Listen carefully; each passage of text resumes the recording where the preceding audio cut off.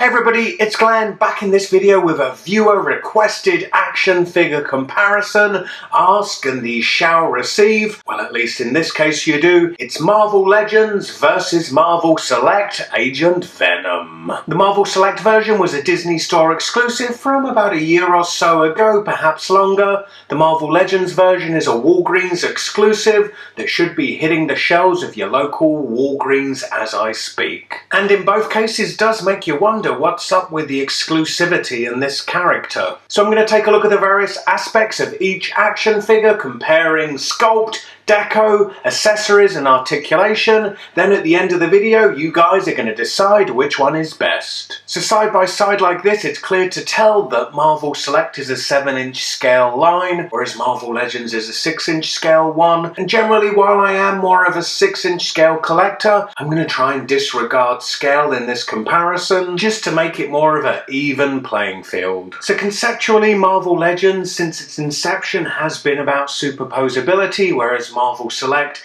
is more a line about the sculpt. So I do expect the Marvel Select sculpt to be stronger, and it is, but the Marvel Legends one doesn't have too much to be ashamed about. But where it does fall down is that in reusing parts from previous action figures, such as the upper arms and legs, there's no room for all the character-specific detail that the Marvel Select one has in the sculpt, such as in this area on the upper leg. You can see all this is sculpted in relief, whereas on the Marvel Legends version it's just flat leg. And the same goes for the upper arm detail, whereas this is all sculpted in relief, but this arm isn't from being reused from previous action figures. In my mind, on any good action figure, the sculpt and deco go hand in hand. They should be symbiotic, with the deco figuratively highlighting the sculpt. And on the Select version, that highlighting isn't just figuratively, it's literally as well, as they've used a grey against the black to highlight the raised areas on the armour, which again helps accentuate all the detail in the sculpt. Unfortunately, that's absent from the Legends version. As is the silver paint detail, we do get some in the gun that's permanently holstered on his leg, but then the rest of his belt would really benefit from some silver detail that we get on the Select version, such as in the belt buckle, and then we see further silver paint detail on the various buttons and buckles of his utility belt and also on his body armor ear. And you really get a sense in the difference between the quality of deco on the two action figures in the white spider symbol. So on the Select version, the white paint, it's really nicely applied. Yet on the Legends version, it's somewhat sloppy, and you can kind of see in various parts the black showing through. It really would have benefited from another coat.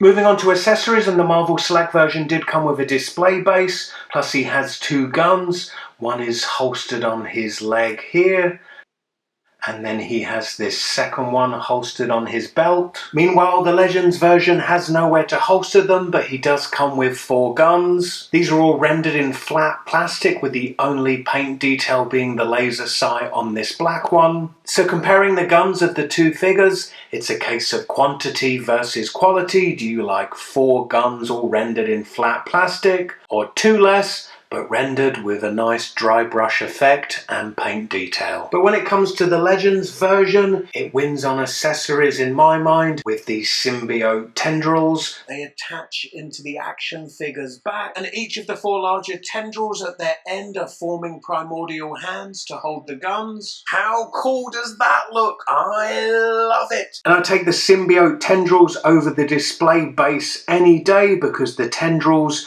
open up possibilities for play and posing. Plus, the display base, it's kind of generic and could fit with any action figure. And I like the tendrils as they're so very character specific to Agent Venom. Moving on to articulation, and this is one area where Legends should wipe the floor with Marvel Select. The heads of each rotate side to side.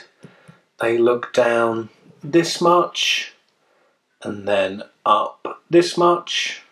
On the Marvel Select version, the shoulder armour is actually articulated as not to inhibit articulation at the shoulder, whereas on the Marvel Legends version, the shoulder armour isn't articulated, but it is a soft enough rubber that you can still pose the arm at the shoulder. An area of articulation where we can say the Select version beats the Legends one is in the chest articulation. The Legends Agent Venom actually began life as, I believe, an Ultimate Captain America action figure, and instead of sculpting an entirely new chest piece, the chest here, it's actually a rubber skin that sits over the chest of the action figure. It does inhibit some of the ab crunch that's underneath it. Whereas the Select version has this diaphragm joint which does rotate side to side.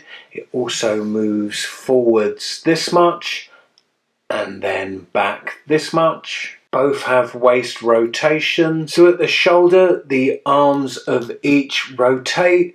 They move up this much, albeit the Legends one a lot more so.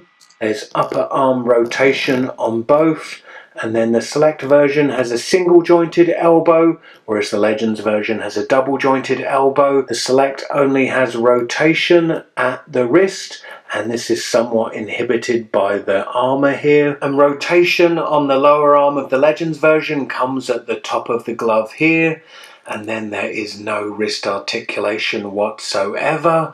Honestly, the Legends one isn't wiping the floor with the Select one in the way I thought it would when it comes to articulation. Then at the hips, the legs of each move out to the side this much, and then back in to the front this much, and then to the back this much. There's upper leg rotation. The Select figure has a single jointed knee, and then at the ankle it's hinged, moving backwards and forwards. Whereas the Legends version has a double jointed knee, then at the ankle it's hinged, moving backwards and forwards, plus it has that really deep Hasbro ankle pivot that I love. So all things considered, let me know in the comments below which action figure you think is best. Is it Marvel Legends? Is it Marvel Select? Instead of the usual being saved from a burning house scenario, imagine now you could only put one of these action figures in a time capsule for future generations to enjoy. Which one would it be? Anyway, I sure would appreciate it if you could help me out by giving this video a big thumbs up. Also remember to share and subscribe. Click this video for the previous action figure comparison. Alternatively, check out the description beneath this video for links to my Facebook, Twitter